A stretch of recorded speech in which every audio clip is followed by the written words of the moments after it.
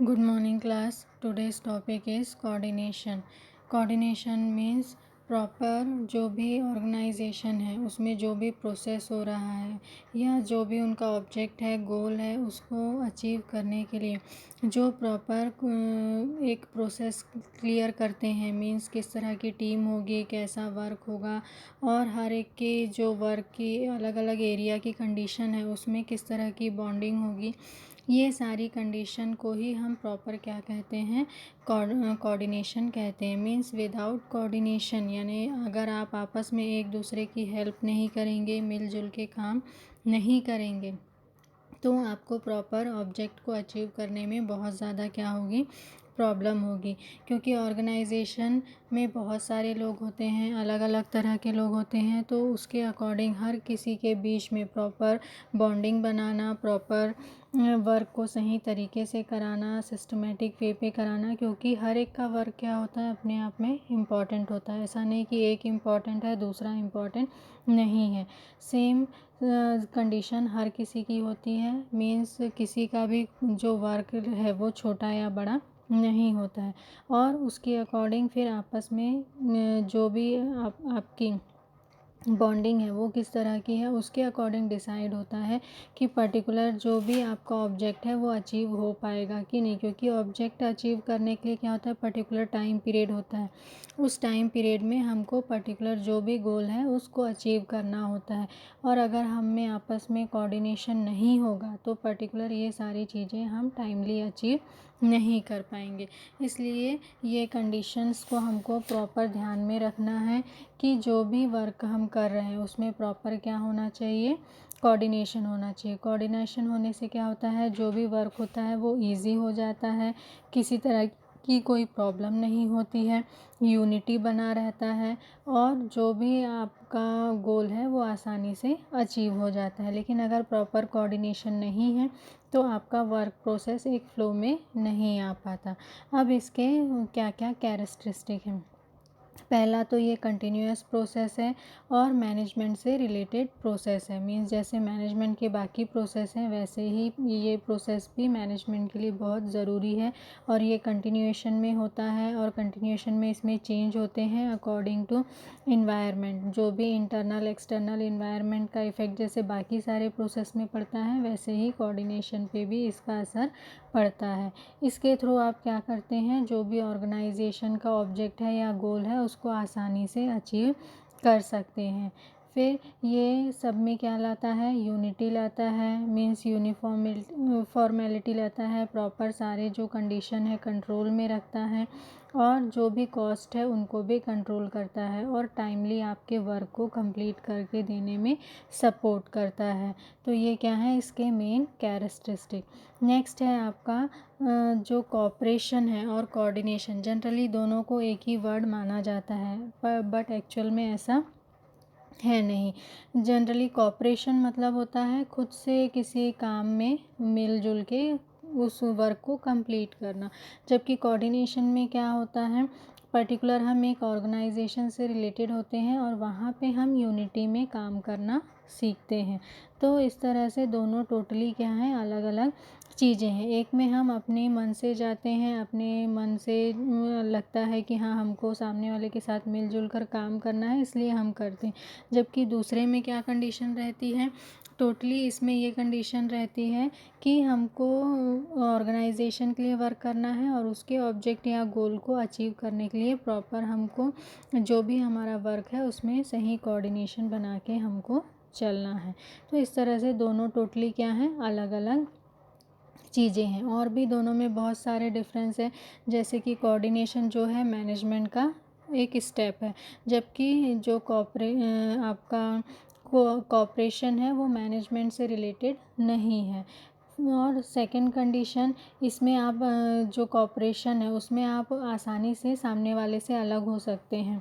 इसके लिए कोई कंडीशन अप्लाई नहीं होती या किसी भी तरह का छोटा मोटा भी आपके बीच में किसी तरह का मिसकम्युनिकेशन होता है तो भी आप उसको आसानी से छोड़ सकते हैं। जबकि जो कोऑर्डिनेशन है वो किससे रिलेटेड है, मैनेजमेंट से रिलेटेड है। और मैनेजमेंट कहाँ का है, कि पर्टिकुलर किसी एक ऑर्गेनाइजेशन से रिलेटेड है। तो आपको उसके अनुसार ही चलना पड़ेगा और कोशिश करनी पड़ेगी कि आप कोऑर्डिनेशन लंबे समय तक बनाए रखें, क्योंकि अगर आप कोऑर्डिनेशन नहीं बनाएंगे तो जो ऑर्गेनाइजेशन है उसका वर्क सिस्टमेटिक वे पे नहीं होगा। कोऑर्डिनेशन कैसा है, जो मैनेजमेंट का है उसका प्राइमरी प्रोसेस है, जबकि जो कॉपरेशन है उसका मैनेजमेंट से कोई भी लेना देना नहीं है। जो कोऑर्डिनेशन होता है उसमें क्या होता है, जो आपका हेड होता है वो कंटिन्यूएशन में आपके बीच में कोऑर्डिनेशन बना के चलने की कोशिश करता है, जिससे कि पर्टिकुलर जो ऑर्गेनाइजेशन का गोल है उसको हम अचीव कर सकें। जबकि जो आपका कॉपरेशन है इसमें इस तरह की कोई भी कंडीशन नहीं होती, क्योंकि आप खुद के मन से जुड़े होते हैं और जब आपको लगता है कि आपको इससे अलग होना है तो आप आसानी से इससे क्या हो जाते हैं, अलग हो जाते हैं। इस तरह से ये दोनों चीज़ें टोटली क्या हैं, अलग अलग हैं। अब है काइंड्स और फॉर्म्स ऑफ कॉपरेशन कोऑर्डिनेशन के अलग अलग टाइप होते हैं या कह सकते हैं फॉर्म्स होते हैं अकॉर्डिंग टू कंडीशन। इसमें फर्स्ट है आपका इंटरनल एंड एक्सटर्नल। इंटरनल में आप जो कोऑर्डिनेशन बनाते हैं वो किन के बीच में बनाते हैं, जो डिपार्टमेंट्स हैं और जो सब डिपार्टमेंट्स हैं, ब्रांचेस हैं, मैनेजमेंट और वर्कर एम्प्लॉय, इनके बीच में प्रॉपर आप क्या बनाते हैं, कोऑर्डिनेशन बनाते हैं। जबकि एक्सटर्नल में आप कोऑर्डिनेशन किससे बनाते हैं, जो आपके कस्टमर हैं उनसे, सप्लायर प्लस मार्केटिंग चैनल से जितने जुड़े हैं, होलसेलर, रिटेलर, इनके साथ, प्लस जितना भी व्हीकल, गोडाउन, इनके साथ जो आप कोऑर्डिनेशन बैठाते हैं, प्लस जो भी गवर्नमेंट की कंडीशंस आती हैं, अप्लाई होती हैं, उनके साथ जो आप एडजस्टमेंट करते हैं उसे हम क्या कहते हैं, एक्सटर्नल कोऑर्डिनेशन। तो ये दोनों अलग अलग तरीके के कोऑर्डिनेशन हैं। अब नेक्स्ट है आपका वर्टिकल एंड हॉरिजॉन्टल। वर्टिकल में कंडीशन क्या होती है कि हायर लेवल क्या करता है, प्रॉपर गाइडलाइन करता है किनको, जो लोअर लेवल में है उनको, और प्रॉपर उनको क्या करता है, गाइडलाइन देता है कि आप किस तरह से अपने वर्क को कंप्लीट करेंगे। जबकि जो हॉरिजॉन्टल रहता है उसमें क्या होता है, एक ही लेवल के लोग रहते हैं और आपस में डिस्कस करके प्रॉपर जो कोऑर्डिनेशन है उसको बनाए रखते हैं। जैसे कि मैनेजर लेवल, एक ही ऑर्गेनाइजेशन में अगर मान लीजिए बहुत सारे डिपार्टमेंट है, sales department, purchase department, finance department, तो उसके अकॉर्डिंग क्या होता है, जो भी जितने भी लेवल होते हैं हर एक लेवल में एक मैनेजर होता है। तो ये जितने डिपार्टमेंट्स के अलग अलग मैनेजर्स होते हैं, ये जो आपस में कोऑर्डिनेशन बना के आगे बढ़ते हैं उसे हम क्या कहते हैं, हॉरिजॉन्टल कोऑर्डिनेशन। तो इस तरह इसमें भी दो कंडीशन होती है। नेक्स्ट होता है आपका प्रोसीजरल और सब्सटेंटिव। मीन्स प्रोसीजरल में क्या होता है, जो भी वर्क कंडीशन रहती है उसके अकॉर्डिंग आपस में कोऑर्डिनेशन बनाया जाता है कि कौन आपका हेड होगा, किससे आपको कम्युनिकेट करनी है और किस तरह से कम्युनिकेशन मेथड होगा, हर एक चीज़ क्लियर रहती है, कहाँ से आपको कमांड आएगा और किस तरह से आपको उसके अकॉर्डिंग सारा वर्क अपना कंप्लीट करना है। तो ये क्या है, प्रॉपर स्ट्रक्चर्ड और वर्क के अकॉर्डिंग आपका कोऑर्डिनेशन होता है। सेकंड कंडीशन होता है जिसमें आपको क्या दिया जाता है, बहुत सारी फ्रीडम दी जाती है कि आप अपने तरीके से काम कर सकते हैं। जनरली ये जो कंडीशन होती है वो होता है टेक्निकल जो डिपार्टमेंट होते हैं वहाँ पे। जैसे कि टेक्निकली अगर मैं कार के इंजन को प्रेजेंट करूँ तो हर कोई उसको समझ सकता है क्या, नहीं समझ सकता। जो उससे रिलेटेड नॉलेज रखता है सिर्फ वही उन सारी चीज़ों को प्रॉपर समझ सकता है। तो उस तरह के ग्रुप को क्या करना, प्रॉपर आपस में ही अपने वर्क के अकॉर्डिंग कोऑर्डिनेशन करने के लिए टोटली फ्री छोड़ देना, जिससे कि वो अपना आपस में कोऑर्डिनेशन बना के वर्क क्या कर सकें, कंप्लीट कर सकें। तो इस तरह कोऑर्डिनेशन की क्या होती है, अलग अलग फॉर्म्स होते हैं। नेक्स्ट है नेचर ऑफ कोऑर्डिनेशन। नेचर किस तरह का होता है कोऑर्डिनेशन का। सबसे पहले तो लाइबिलिटी ऑफ टॉप मैनेजमेंट। ये किसकी लाइबिलिटी होती है, जो टॉप मैनेजमेंट होती है उसकी लाइबिलिटीज़ होती है। प्लस ये क्या होता है, ग्रुप एफर्ट होता है। हम बिल्कुल भी ये नहीं कह सकते कि एक ने अगर ऑर्डर दे दिया तो सब उसे मान लेंगे। ऐसा पॉसिबल तभी है जब सब आपस में मिलके काम करने के बारे में सोचें। तो इसलिए ये ग्रुप से रिलेटेड एफर्ट है। अगर एक पर्सन भी प्रॉपर कोऑर्डिनेशन नहीं करेगा तो उसका असर आपको अपने काम में दिखाई देगा, इसलिए ये ग्रुप एफर्ट है, एक पर्सन का एफर्ट इसमें बिल्कुल भी नहीं है। फिर नेक्स्ट है, जो भी हम कोऑर्डिनेशन पर्टिकुलर बना रहे हैं वो किसके लिए बना रहे हैं, पर्टिकुलर जो भी ऑब्जेक्टिव है उसको अचीव करने के लिए। ये क्यों, क्योंकि हम पर्टिकुलर एक ऑर्गेनाइजेशन से रिलेट कर रहे हैं, उस ऑर्गेनाइजेशन में वर्क कर रहे हैं और उसमें कोऑर्डिनेशन बना रहे हैं, जिससे कि ऑर्गेनाइजेशन का जो गोल है उसको हम क्या कर सकें, अचीव कर सकें। Coordination as a process, coordination क्या है, प्रोसेस है जो कंटिन्यूएशन में होता रहता है, कभी भी कोऑर्डिनेशन का प्रोसेस रुकता नहीं है, इसका फ्लो कंटिन्यूएशन में होता रहता है। ये यूनिटी लाता है, यानी जो भी आपके एफर्ट्स हैं उनमें क्या लाता है, यूनिटी लाता है। प्रॉपर अगर आप में यूनिटी नहीं है तो आप क्या कोई भी गोल को सही तरीके से अचीव नहीं कर पाएंगे। तो एक तरह से कोऑर्डिनेशन क्या करता है, जो वर्कर है, एम्प्लॉई हैं और जो हेड है उनके बीच में क्या लाता है, प्रॉपर यूनिटी लाता है। Coordination is different of cooperation, means जैसे अभी मैंने बताया था थोड़ी देर पहले कि कोऑपरेशन टोटली अलग चीज़ है और जो आपका कोऑर्डिनेशन है वो अलग चीज़ है, दोनों में डिफरेंस है, दोनों एक चीज़ बिल्कुल भी नहीं है। कोऑपरेशन में आप अपनी मर्ज़ी से आते हैं, मर्ज़ी से जा सकते हैं, लेकिन कोऑर्डिनेशन में ये कंडीशन अप्लाई नहीं होती। क्यों, क्योंकि आप ऑर्गेनाइजेशन के लिए वर्क कर रहे हैं, खुद के लिए नहीं। अब नेक्स्ट है आपका ऑब्जेक्टिव। क्या क्या ऑब्जेक्टिव हैं कोऑर्डिनेशन के, पहला तो आपस में यूनिटी लाना, मिलजुल के काम करना। दूसरा, जो भी ऑर्गेनाइजेशन का गोल है उसे अचीव करने के लिए प्रॉपर कोऑर्डिनेशन होना, एफिशिएंसी इंक्रीज़ करने के लिए, कॉस्ट डिक्रीज़ करने के लिए, प्लस ह्यूमन रिलेशन को स्ट्रॉन्ग करने के लिए, और खुद के अपने जो भी आपका पर्सनल बेनिफिट है उसको भी अचीव करने के लिए हमको प्रॉपर कोऑपरेशन करना, कोऑर्डिनेशन करना बहुत क्या है, ज़रूरी है। प्लस इस तरह से कोऑर्डिनेशन करना जिससे कि एक ही काम को दो लोग या एक ही काम को दो बार करने की ज़रूरत ना करना पड़े, एफिशिएंट तरीके से सारा काम हो और जो आपका रिज़ल्ट है वो आपको वैसा ही मिले जैसा आपने प्लानिंग के समय सोचा था। तो ये सब क्या है, इसके मेन ऑब्जेक्टिव हैं जिसके थ्रू क्या कर सकते हैं, आप प्रॉपर अपने ऑब्जेक्टिव या गोल को आसानी से अचीव कर सकते हैं। नेक्स्ट है आपका इम्पोर्टेंस, मीन्स कोऑर्डिनेशन के क्या इम्पोर्टेंस है या आप कह सकते हैं नीड है या क्या इसके बेनिफिट है। कोऑर्डिनेशन के थ्रू ही प्रॉपर हम क्या करते हैं, किसी भी गोल को अचीव करते हैं। फॉर एग्ज़ाम्पल अगर आप फुटबॉल देखते हैं या किसी भी तरह का मैच देखते हैं तो उसमें जितने भी प्लेयर्स होते हैं वो आपस में प्रॉपर कोऑर्डिनेशन करके खेलते हैं, तभी हमको जीत या हार मिलती है। प्रॉपर कोऑर्डिनेशन नहीं होगा तो आप कभी भी अपने टीम को जीत के इसमें नहीं ले जा सकते। तो वैसे ही यहाँ पे इम्पोर्टेंस किसका है, कोऑर्डिनेशन का, ऑर्गेनाइजेशन के लिए भी। तो सबसे पहला है unity of command and direction, means इसका मेन इम्पोर्टेंस है कि इसमें जो भी डायरेक्शन आपको आता है उसमें क्या होती है, यूनिटी होती है, सबके लिए एक जैसे रूल्स रेगुलेशन वर्क कंडीशन होती है, हर एक चीज़ क्लियर होती है कि कहाँ से ऑर्डर आएगा, कौन से ऑर्डर को आपको मानना है, क्या आपका वर्क एरिया है और उसके अकॉर्डिंग आपको किन के साथ कोऑर्डिनेशन बनाना है, हर एक चीज़ इसमें क्लियर होती है। मीन्स जब हम प्लानिंग करते हैं तभी से ये सारी चीज़ें अप्लाई कर देते हैं, जिससे कि जो वर्कर या एम्प्लॉय है उनको इसकी आदत हो जाती है और उन पर्टिकुलर अपने ग्रुप के साथ वो वर्क करके और भी ज़्यादा क्या हो जाते हैं, एफिशिएंट हो जाते हैं। नेक्स्ट है यूनिटी माइडिटी डाइवर्सिटी, मीन्स दूसरा मेन प्रोसेस क्या है आपका, प्रॉपर अपने आप में क्या लाना, इस तरह से की कंडीशन लाना जिससे कि आपके वर्क में यूनिटी दिखे।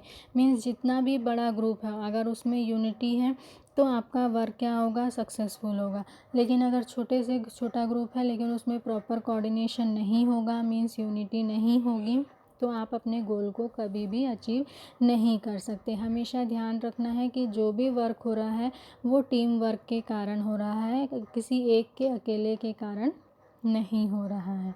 फिर उसके बाद नेक्स्ट है जो भी आपका टोटल किसी भी तरह का अचीवमेंट है वो टोटल किसके अकॉर्डिंग क्रिएट होता है, टीम वर्क के अकॉर्डिंग। अकेले आप कुछ भी अचीव नहीं करते हैं। तो अगर आप एक ऑर्गेनाइजेशन को कंडक्ट करते हैं, चलाते भी हैं, तो भले आप चला रहे हैं लेकिन वो टोटली चल किसके रहा है, आपके अंडर में जितने वर्कर एम्प्लॉय हैं जो आपके लिए मेहनत कर रहे हैं उनके कारण ही आपको ये अचीवमेंट मिल रहा है। उनमें प्रॉपर कोऑर्डिनेशन है, वो सही तरीके से वर्क कर रहा है, मैनेजमेंट उनसे सही तरीके से वर्क लेना जानता है, आपकी प्लानिंग सही है, इसलिए आपको ये रिज़ल्ट मिल रहा है। तो ये अचीवमेंट सिर्फ एक सिंगल पर्सन का नहीं होता बल्कि पूरी ऑर्गेनाइजेशन का होता है। फिर ये इसके थ्रू क्या होता है, कोई भी गलत चीज़ें नहीं होती हैं और जो एम्प्लॉय या वर्कर है उनका मोराल क्या होता है, हाई होता है, आपस में लड़ाई झगड़े नहीं होते और किसी तरह की प्रॉब्लम अराइज़ होती है तो उसका प्रॉपर वहीं पे सॉल्यूशन ढूंढ लिया जाता है, जिससे कि कोई भी बात गलत तरीके से आगे नहीं बढ़ती। और ये सब कब पॉसिबल होता है, जब सब में आपस में प्रॉपर क्या रहता है, कोऑर्डिनेशन रहता है। नेक्स्ट है एम्फेसिस ऑन ह्यूमन रिलेशन। ये क्या करता है, जो ह्यूमन रिलेशन है उसको स्ट्रॉन्ग बनाता है, सब आपस में मिलजुल कर अच्छे से काम करते हैं, एफिशिएंसी इंक्रीज़ होती है और कहीं पे किसी भी तरह की प्रॉब्लम आती है तो ये आपस में मिल के ग्रुप एफर्ट करके उन सारी चीज़ों को आसानी से सॉल्व करके आसानी से आगे बढ़ जाते हैं। फिर ये क्या करता है, main function of management, means ये मैनेजमेंट का मेन फंक्शन है। विदाउट कोऑर्डिनेशन आप बिल्कुल भी नहीं सोच सकते कि एक ऑर्गेनाइजेशन अपने ऑब्जेक्ट को आसानी से अचीव कर लेगा। तो किसी भी ऑर्गेनाइजेशन के आगे बढ़ने के लिए बहुत ज़रूरी है कि उनमें आपस में क्या हो, कोऑर्डिनेशन हो। क्रिएटिव एंड कंस्ट्रक्टिव पावर, जो कोऑर्डिनेशन है उसके थ्रू क्या होता है, जो आपका ग्रुप डिसीजन है वो बिल्कुल सही बैठता है, जो भी वर्क कंडीशन है वो ज़्यादा अच्छी होती है, एफिशिएंट तरीके से सब चीज़ें होती हैं और कहीं पे किसी तरह का कोई प्रॉब्लम क्रिएट नहीं होता। मीन्स ना रॉ मटेरियल की कमी होती है, ना गोडाउन में पड़ के सामान ख़राब होते हैं, ना प्रोसेसिंग में किसी तरह की प्रॉब्लम आती है, हर एक चीज़ स्ट्रांगली कंटिन्यूशन में कंप्लीट होती जाती है। ये क्या करता है, बैलेंस करता है। मीन्स सारे का अगर प्रॉपर कोऑर्डिनेशन है तो कहीं पे कोई मिसकम्युनिकेशन नहीं होगा, सारा प्रोसेस सही तरीके से होगा और जिससे कि क्या होगा, जो भी आपका वर्क है वो अच्छे से उभर के सामने आएगा, कहीं पे कोई प्रॉब्लम नहीं होगी। नेक्स्ट है आपका to achieve the advantage of specialisation. आप इसके थ्रू क्या कर सकते हैं, स्पेशलाइजेशन को सपोर्ट कर सकते हैं। स्पेशलाइजेशन में आपको क्या बेनिफिट मिलेगा, आपका प्रॉफिट इंक्रीज़ होगा और प्रॉपर जो आपका कोऑर्डिनेशन है वो भी कंटिन्यूशन में बढ़ता ही जाएगा। प्लस आप ऑर्गेनाइजेशन के गोल को अचीव कर लेंगे और किसी भी तरह की प्रॉब्लम को आसानी से फेस करेंगे और शुरुआत में ही उसके लिए सॉल्यूशन ढूंढ लेंगे, जिससे कि आपको किसी भी तरह की बड़ी प्रॉब्लम को फेस करने का दिक्कत नहीं आएगा। तो इस तरह से कोऑर्डिनेशन किसी भी ऑर्गेनाइजेशन के लिए बहुत ज़्यादा बेनिफिशियल है और इसके रहने से ऑर्गेनाइजेशन के गोल को अचीव करना बहुत ही क्या हो जाता है, आसान हो जाता है। नेक्स्ट है आपका प्रिंसिपल ऑफ कोऑर्डिनेशन। कोऑर्डिनेशन के क्या क्या प्रिंसिपल है, पहला तो principle of direct contact. Means इसके थ्रू क्या होता है, डायरेक्ट कांटेक्ट होता है, आप आमने सामने बात करते हैं और जो भी प्रॉब्लम है उसको वहीं शॉर्ट आउट करके जो भी गलत चीज़ें दिमाग में आ रही हैं आप उसको आसानी से हटा सकते हैं। फिर ये क्या है, अर्ली स्टेज से रिलेटेड है। मीन्स जब हम प्लानिंग करते हैं तभी हमको प्रॉपर जो कोऑर्डिनेशन की क्या कंडीशन होगी उसको डिसाइड कर लेना है, उसका स्ट्रक्चर क्लियर कर लेना है। अगर प्लानिंग में ही सारा स्ट्रक्चर क्लियर होगा तो कहीं पे कोई दिक्कत नहीं आएगी, आप उसको प्लानिंग के साथ साथ एप्लीकेबल करते जाओगे, हर एक को उसकी आदत रहेगी और वो उसके अकॉर्डिंग ही अपने प्रोसेस को कंप्लीट करेंगे। कंटिन्यूएशन में ये प्रोसेस होता है, मीन्स जैसे मैनेजमेंट की बाकी प्रोसेस है जो कंटिन्यूएशन में होते रहते हैं, वैसे ही कोऑर्डिनेशन भी क्या होता है, कंटिन्यूएशन में चलता रहता है। मीन्स विदाउट आप कोऑर्डिनेशन किसी भी प्रोसेस को कंप्लीट नहीं कर सकते, और कंटिन्यूएशन में इसमें चेंज भी होते जाता है अकॉर्डिंग टू ऑर्गेनाइजेशन सिचुएशन। फिर उसके बाद ये कैसा है, कंटिन्यूएशन में चलते रहने वाला प्रोसेस है, रुकने वाला प्रोसेस नहीं है। चाहे वो इंटरनल इन्वायरमेंट हो, एक्सटर्नल इन्वायरमेंट हो, हर जगह आपको प्रॉपर कोऑर्डिनेशन की ज़रूरत पड़ती है। ये क्या करता है, अच्छे रिलेशनशिप इंक्रीज़ करता है। मीन्स आप जहाँ पे वर्क कर रहे हैं वहाँ का इन्वायरमेंट अच्छा बनता है अगर प्रॉपर कोऑर्डिनेशन हो और उसमें किसी तरह की कोई दिक्कत ना हो तो। नेक्स्ट है, ये क्या करता है, टाइमिंग को कंट्रोल करता है। प्रॉपर जो भी आपका वर्क है वो टाइमली कंप्लीट होता है, और आपके कम्युनिकेशन को क्या बनाता है, इफ़ेक्टिव बनाता है। मीन्स इन टेक्निकल मेथड के थ्रू या इन प्रिंसिपल्स को फॉलो करके मीन्स प्रॉपर कम्युनिकेशन चैनल आप स्ट्रॉन्ग कर सकते हैं। जो टाइम पीरियड है उसमें अपना गोल अचीव कर सकते हैं और सारी चीज़ें परफेक्ट वे पे आगे बढ़ा सकते हैं। तो ये क्या है, मेन प्रिंसिपल किससे रिलेटेड, आपका कोऑर्डिनेशन से रिलेटेड। नेक्स्ट है आपका टेक्निक या मेथड, किससे रिलेटेड, कोऑर्डिनेशन से रिलेटेड। मैं इसके क्या क्या मेथड है, पहला मेथड है बाय सुपरविज़न। सुपरविज़न के थ्रू आप प्रॉपर क्या कर सकते हैं, कोऑर्डिनेशन बना के चल सकते हैं, और कहीं पे किसी तरह का मिस कोऑर्डिनेशन होता है तो आप उसको वहीं पे क्या कर सकते हैं, कंट्रोल कर सकते हैं। पर्सनल लीडरशिप, पर्सनल लीडरशिप के थ्रू भी मीन्स अगर आप ग्रुप लीडर हैं तो अपने जिस ग्रुप के लीडर हैं उसके अंडर में जितने भी वर्कर या एम्प्लॉय हैं उसको आप किस तरह से कंट्रोल करेंगे, किस तरह से उनको अपने विश्वास में लाएंगे, या किस तरह की उनकी गलतियों को या किसी तरह की गलत फहमी को कैसे दूर करेंगे, ये टोटली डिपेंड करता है कि आपकी लीडरशिप क्वालिटी कैसी है। Personal contact, personal contact mean personally उनके साथ जुड़ना और कोऑर्डिनेशन बनाने में सपोर्ट करना, और किसी तरह की गलत फहमी है तो उसको पर्सनली मिलके दूर करने की कोशिश करना। थ्रू ऑर्गेनाइजेशन, जैसे पहले भी मैंने बताया था कि आप शुरू से ही अगर जैसे कि जब आप प्लानिंग करते हैं उसी समय से ही ये सारी चीज़ें अप्लाई कर दें तो आपको कहीं पे कोई दिक्कत नहीं होगा। प्रॉपर कोऑर्डिनेशन की लोगों को शुरू से आदत रहेगी और वो उसको फॉलो करते जाएंगे। ग्रुप मीटिंग करना, ग्रुप मीटिंग के थ्रू भी आप इन सारी चीज़ों को कंट्रोल कर सकते हैं।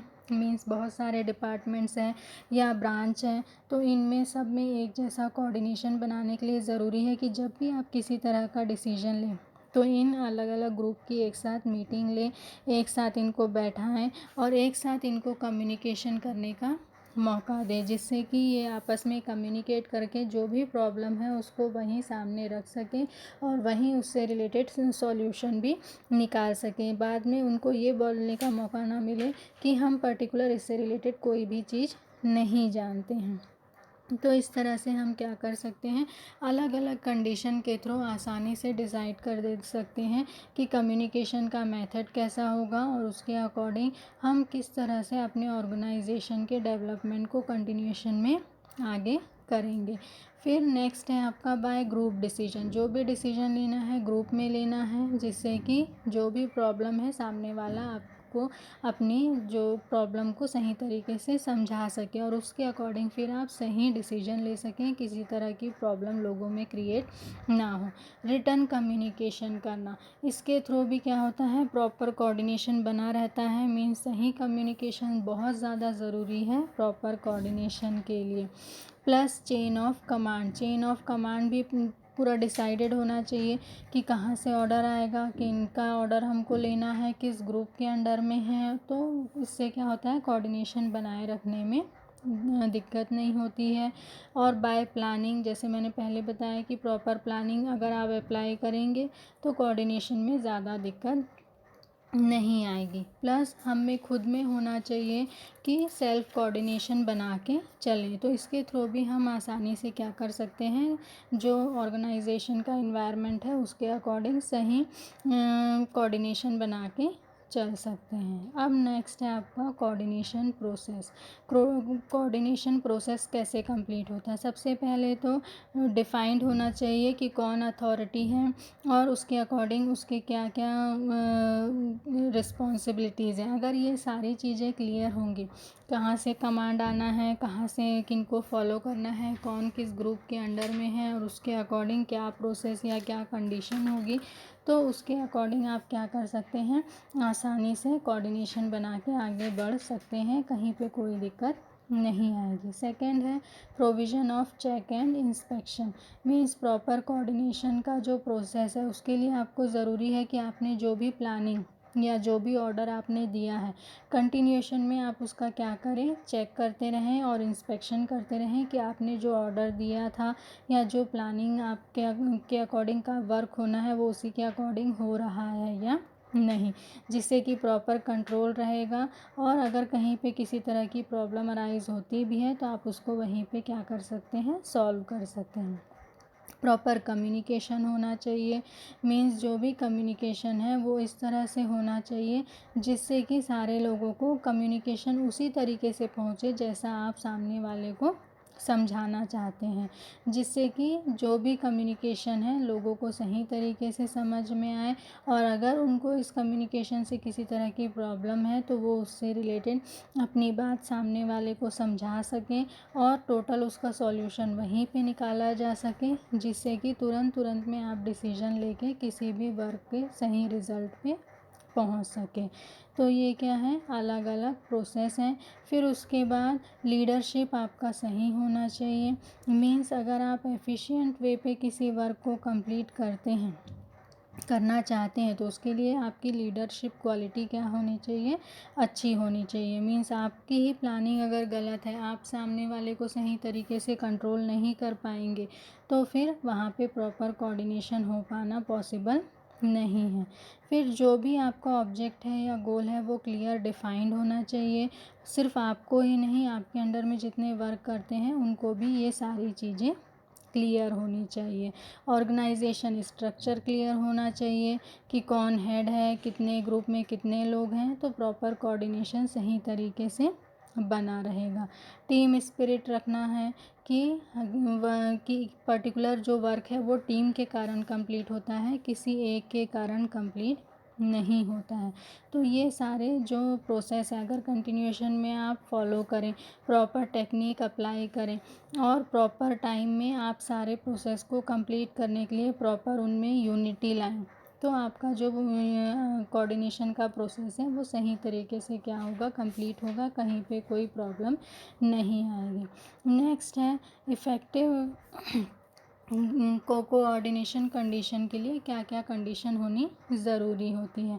पहला तो अगर इफ़ेक्टिव आपका कोऑर्डिनेशन है तो क्या होगा, जो वर्कर हैं, एम्प्लॉय है, उनका मोरल हाई रहेगा, लीडरशिप क्वालिटी अच्छी रहेगी, लोग अपने जो हेड हैं उनकी बात मानेंगे, उसके अकॉर्डिंग काम करेंगे और जो ऑर्गेनाइजेशन का गोल है उसको अचीव करने में कहीं पे कोई दिक्कत नहीं आएगी और वर्कर आसानी से एक दूसरे के साथ मिल के काम करेंगे, वर्क एफिशिएंसी इंक्रीज़ करेंगे और किसी भी तरह की प्रॉब्लम को आसानी से सॉर्ट आउट कर पाएंगे।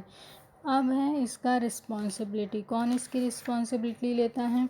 जनरली जो ग्रुप का हेड होता है, ये जनरली क्या होते हैं, डायरेक्टर होते हैं, जनरल मैनेजर होते हैं, चेयरमैन होते हैं, जो इस तरह के रिस्पॉन्सिबिलिटी लेते हैं। लेकिन साथ ही जो वर्कर या एम्प्लॉय हैं उनको भी ध्यान में रखना है कि उनको सबके साथ मिलके काम करना है, तो ये कंडीशन क्या होगी, वही रिज़ल्ट देगी जो आप रिज़ल्ट अचीव करना चाहते हैं। फिर भी इसमें कुछ क्या होती हैं, लिमिटेशंस होती हैं या होता है प्रॉब्लम्स होती हैं। अगर इन प्रॉब्लम्स को हम ध्यान में रखकर इनको हटा दें तो हमारा जो कोऑर्डिनेशन है वो क्या होगा, बहुत अच्छा होगा। सबसे पहली जो मेन इसमें प्रॉब्लम आती है, फ्यूचर अनसर्टेनिटी। मीन्स फ्यूचर से रिलेटेड हमको कुछ भी पता नहीं होता, फ्यूचर में क्या होने वाला है इसका हम सही एनालिसिस कभी भी नहीं कर सकते। नेक्स्ट है आपका personal difference of leadership. Leadership की क्वालिटी हर किसी में अलग अलग होती है, उसका इफ़ेक्ट पड़ता है।